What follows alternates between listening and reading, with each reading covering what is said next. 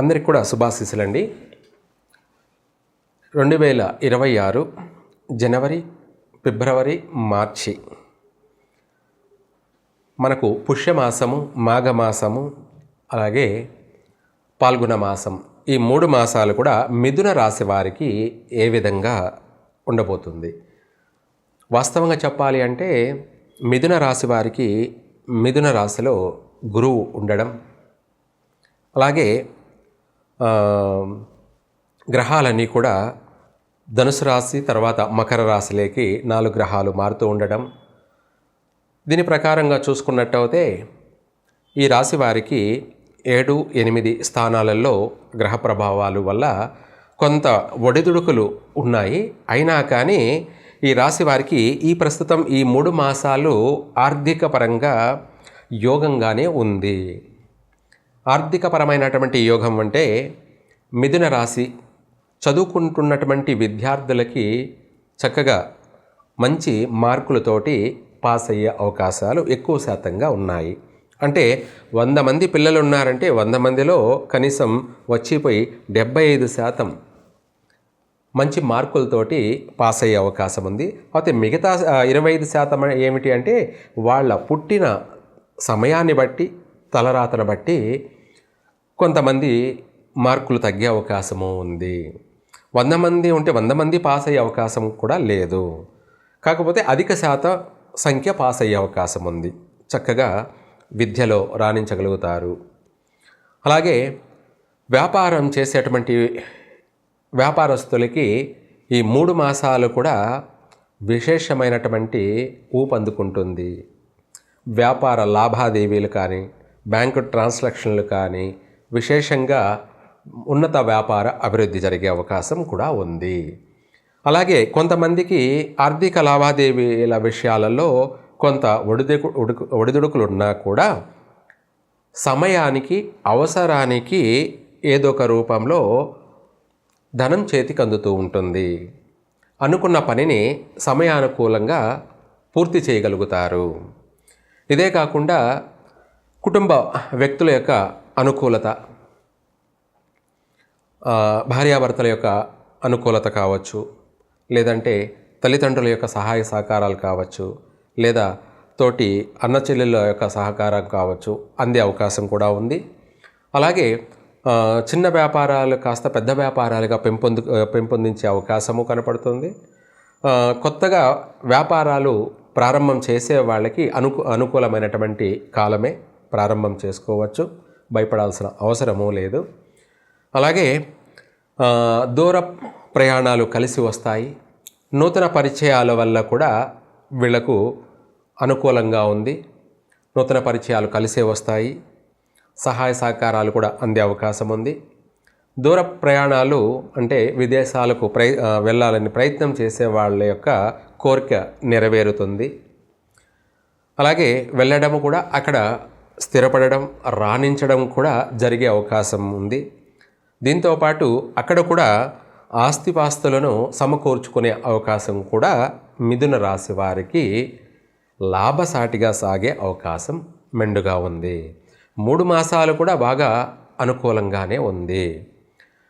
అలాగే ఆరోగ్య విషయాల్లోకి వచ్చేటప్పటికి ఈ రాశి వారికి 7వ ఇంట, 8వ ఇంట గ్రహ సంచార ప్రభావాల వల్ల కొంత ఆరోగ్యపరమైనటువంటి విషయాలలో నరాల యొక్క బలహీనత, కండరాల యొక్క సమస్యలు, అలాగే చిన్న చిన్న ప్రమాదాలు, వాహన ప్రమాదాలు, ఇటువంటి సమస్యలు కలిగే అవకాశం ఉంది. కాబట్టి మిథున రాశి వాళ్ళు ఎక్కువగా, ఈ రాశి వాళ్ళు అందరూ కూడా నాగారాధన అంటే పుట్టకు తిరగడం కానీ, పుట్టలో పాలు పోయడం కానీ, లేదా విగ్రహ ప్రతిష్ఠ చేస్తున్నటువంటి నాగరాజు కావచ్చు, లేదంటే మానసాదేవికి కావచ్చు, అక్కడ గుడిలో విగ్రహ ప్రతిష్ఠ, శిలా ప్రతిష్ఠ చేసినటువంటి విగ్రహాలకి పాలు, పసుపు రెండూ కూడా కలిపి ఒక రాగి చెంబు తీసుకొని అందులో ఒక 1/2 లీటర్ పాలు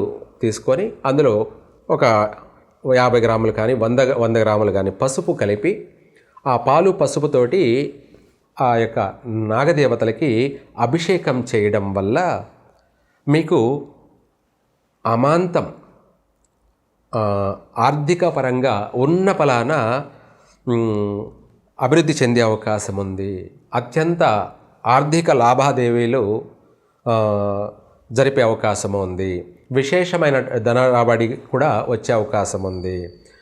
అలాగే దీంతోపాటు శారీరక శ్రమ, ఆరోగ్యపరమైనటువంటి సమస్యలు ఇవన్నీ కూడా వైదొలిగిపోతాయి. అనేక విధాల కూడా చక్కగా ఆరోగ్యంగాను ఉంటారు. ఆర్థిక పరంగా కూడా 10 మందికి మీరు సహాయం చేసే ఉన్నత పొజిషన్లోనే స్థిరపడతారు.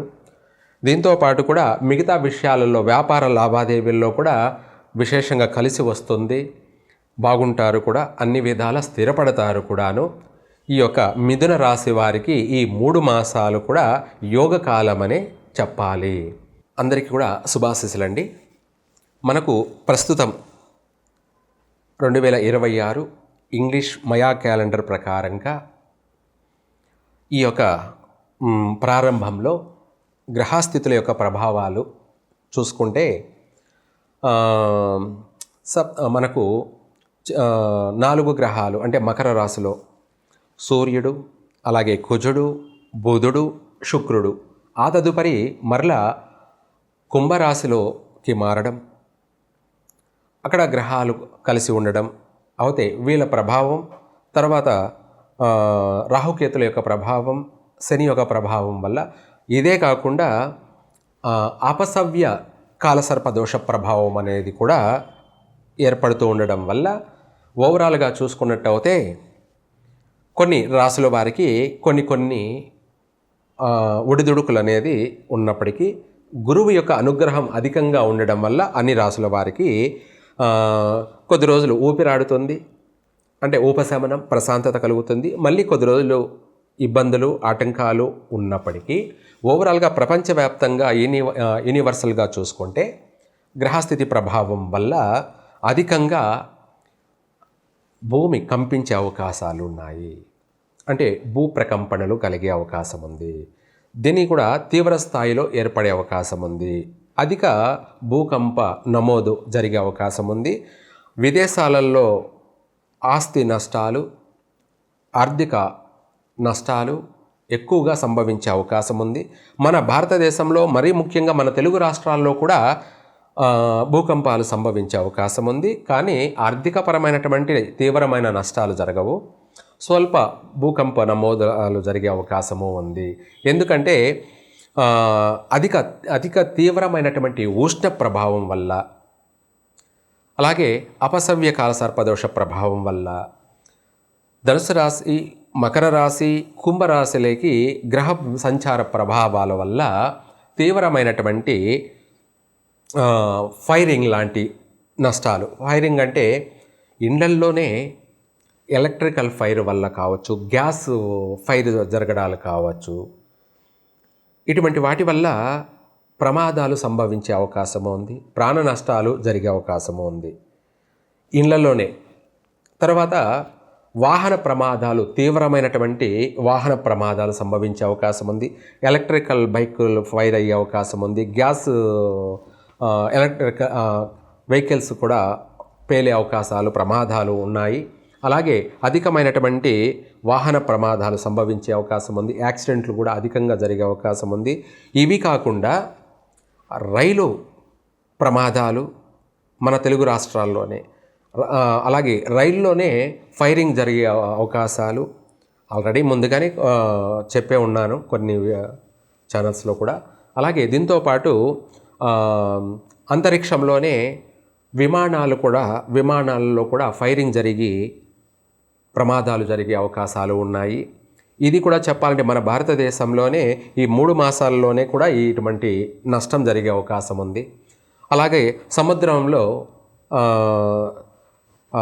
భూకంపాలు నమోదయ్యి కాస్త సునామీలు కూడా వచ్చే అవకాశం కనపడుతుంది. ఒకవేళ సునామీ వచ్చినా రాకపోయినా కూడా భూగర్భంలో కొంత వరకు నష్టాలు జరిగే అవకాశం ఉంది. అంటే ఓడరేవులకు సంబంధించినటువంటి ప్రమాదాలు, సముద్రాల్లో సముద్ర గర్భంలో కలిసిపోయేటువంటి ప్రమాదాలు ఇవి తీవ్రమైనటువంటి లేదా ఓడలో ఫైరింగ్ జరిగేటువంటి సమస్యలు అధికంగా ఫైర్ జరిగే సమస్యలు అనేటివి ప్రపంచవ్యాప్తంగా ఉన్నాయి. ఇవన్నీ ఒక పక్కన పెడితే అడవులు అరణ్యాలలో కూడా అధిక శాతం మన తెలుగు రాష్ట్రాల్లో కూడా దట్టమైనటువంటి అరణ్యాలలో కారు చిచ్చు ఏర్పడే అవకాశం ఉంది. అంటే అడవులు దగ్ధమయ్యే అవకాశం ఉంది. దానివల్ల అధిక ప్రాణ నష్టం జరిగే అవకాశాలు ఉన్నాయి.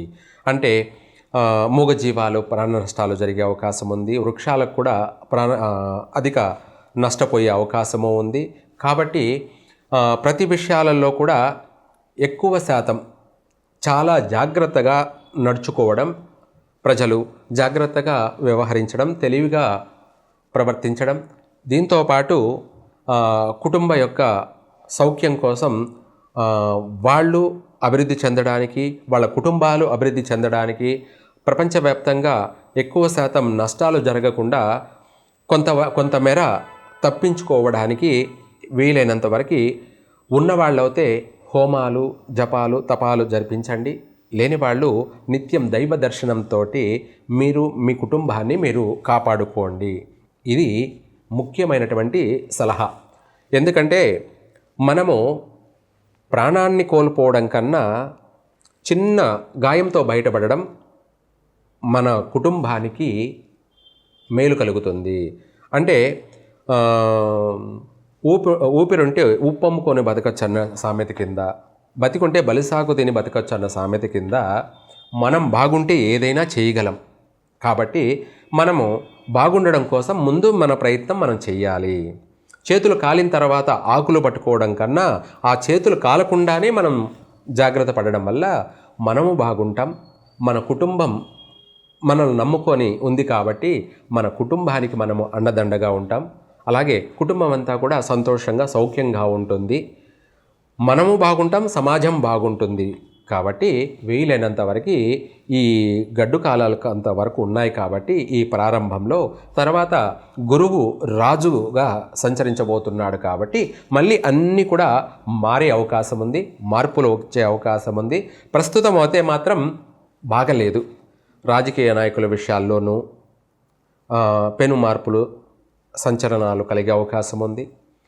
ఆరోగ్యపరమైనటువంటి విషయాలలో కూడా అధిక ఉష్ణం వల్ల జ్వరపీడితులుగా అయ్యే అవకాశము ఉంది. అలాగే కడుపుకు సంబంధించి, తలకు సంబంధించినటువంటి, నరాలకు సంబంధించినటువంటి ఆరోగ్య సమస్యలు ఏర్పడే అవకాశాలు ఉన్నాయి. అధిక వాహన ప్రమాదాలు, అధిక గ్యాసు సంబంధించినవి, అలాగే ఎలక్ట్రికల్ సంబంధించినటువంటి, అగ్ని ఫైర్ సంబంధించినటువంటి అధిక సమస్యలు ఉన్నాయి. కాబట్టి వాటి అన్నిటినీ కూడా మనము తప్పించుకు తిరుగువాడు దన్నేడు సుమి అన్నట్టుగా ప్రతి ఒక్కరూ కూడా జాగ్రత్త, తస్మాత్ జాగ్రత్త.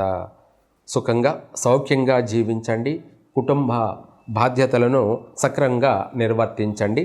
సర్వే జన సుఖినో భవంతు.